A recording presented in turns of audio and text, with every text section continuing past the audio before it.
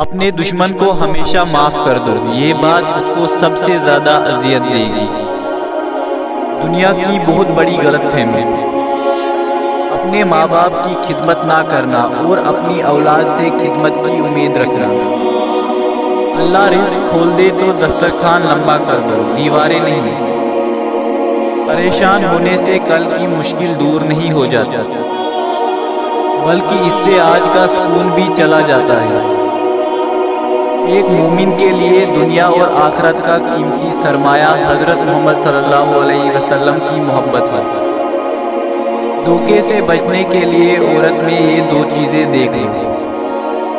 اگر وہ اکثر خاموش رہتی ہو تو سمجھ جاؤ وہ وفادار ہے، اور اگر زیادہ غصہ کرنے والی ہو تو سمجھ جاؤ وہ خود غرض ہے۔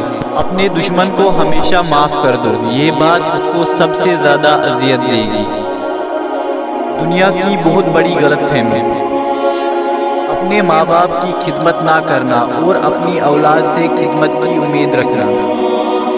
اللہ رزق کھول دے تو دسترخوان لمبا کر دو، دیواریں نہیں۔